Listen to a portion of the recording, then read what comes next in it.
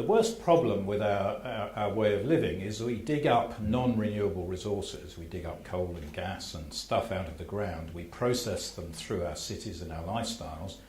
And then we throw waste into the air, we throw waste into the waters and into the soil, which basically is polluting the planet and destroying the ecosystem. And of course the biggest change is in global warming and the heating up of the Earth caused by extra CO2 in the atmosphere, which is absolutely happening. So are there any people here who don't believe that in the room now? I don't mind if you say you are, because I'd like to talk to you as we go along. Is there anyone who still is not convinced that this is connected? No? Nobody? Oh, okay, good. We've got one person. So hopefully as we go along, I'll try and introduce some evidence for you to try and reinforce the fact that, as far as I'm concerned, all the evidence is very, very clear and there is no ambiguity about it. And basically, my transformation in my journeys, as of December last year, was going to a conference in Hong Kong where the world's top scientists said that we're now on a trajectory for 3 to 4 degrees of Earth warming by 2070, 2080, which is actually earlier than I'd ever heard before. And at 3 to 4 degrees, there's a 50% probability of runaway climate change caused by the negative feedback loops, release of methane in Siberia and so on. So standing here today, as far as I'm concerned, I believe there is a 50% probability of human catastrophe in 2070, which is when my 3 grandchildren will still be alive. And I don't personally feel that it's right that I should still be working in Europe in incrementally trying to change the world when, as Calvin's very clearly said, we need radical, fast change in order to try and avoid that sort of scenario. So that's why I've set up the trust, which I'm going to come back to towards the end. The other big problem is not just pollution, but actually population growth, which means that the amount of land we have available to provide our energy, to provide our water, to provide our food and absorb our waste, has gone from about 8 hectares per person in 100 years ago, in 1900, to only 2 hectares today.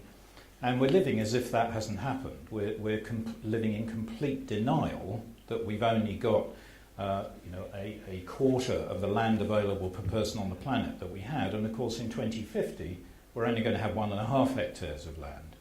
So, and in the UK, and you have ecological footprint figures in Wales, so you're one of the few countries that actually has carefully analysed the way you live in different parts of Wales and have some strategies to reduce ecological footprint. And on average, it's around 5 hectares per person, a bit lower in the cities and a bit higher in the countryside, which is sort of 2.5 planets on average. And one of the serious issues we now face is, from an economic point of view, is that our view of success in the world is growth of GDP. You never hear anything else. The only thing that matters is growing GDP. Growing GDP is growing consumption. GDP is a direct measure of stuff that we consume through the economy. So basically success is doing what I've just described, polluting the planet, destroying the ecosystem and undermining our future on the planet. We call that success. It's clear that we cannot go on calling that success because it isn't. And we have to find a different measure of success. We have to call success something different in order to recover. And the only sort of sensible model of success in the ecological age is to move to a model where instead of consuming non-renewable resources wastefully, we use renewable resources efficiently, and then our resource consumption reaches an optimal scale in terms of non-renewables, and we can then use more and more renewable stuff more and more efficiently to create differentiation across the planet.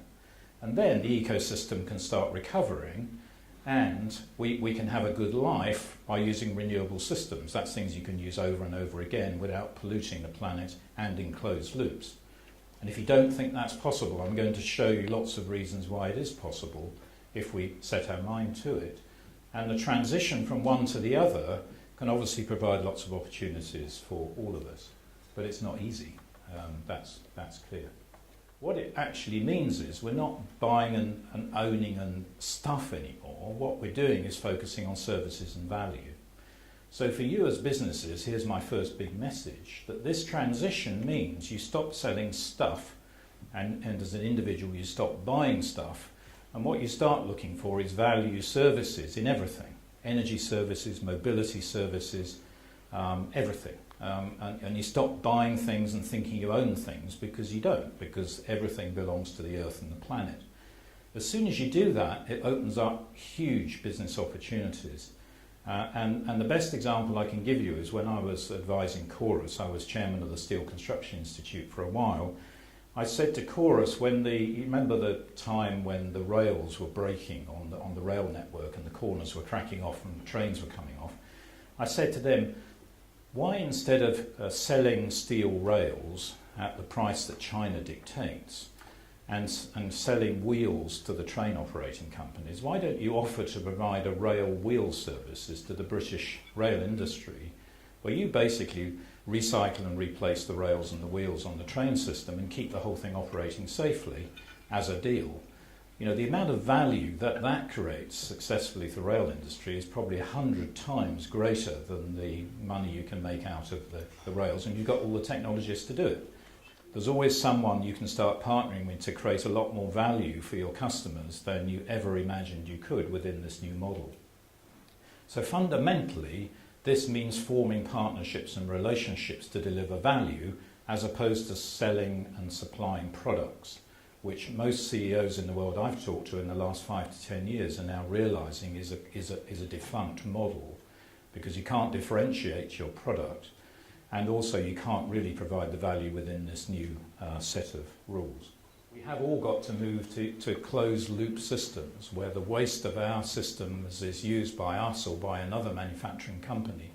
So there's no doubt in South Wales you could be organising yourselves to look at closing loops between all your different manufacturers to actually stop waste materials, going in different places, but actually close the loops between them all and actually provide opportunities for everyone to be more symbiotic and run on renewable energy, which I'll come back to in a minute. We have to design our infrastructure so that at the end of its life it can be recycled, reconditioned, reused, refurbished. And so we need to start mining the materials from the industrial age to help us to deliver the ecological age. Concrete aggregates, steel and so on, recycle them, reuse them, and that then provides the system for the future, as long as it's all powered by renewable energy. So here's my big thing about Wales, and I've said this many times in Wales. If you move to a society that runs on renewable resources, you've got the best renewable resources of any community in the world. You've got unbelievable access to renewable resources. You've got a relatively low population density across Wales and masses of renewable energy in every direction. And for you, this should be really easy. I go to India, in the middle of India where it's hot and they have the monsoons and they have poor soil quality. It's really hard. But they would give their everything to come and live in Wales, where you've got so much natural systems and resources. And with a world that's moving to that, my goodness, there's the opportunity. I actually think that if you really address that properly, then you would find fantastic opportunities to not only provide everyone in Wales with a much higher standard of living, but actually start exporting the benefits of that to other countries.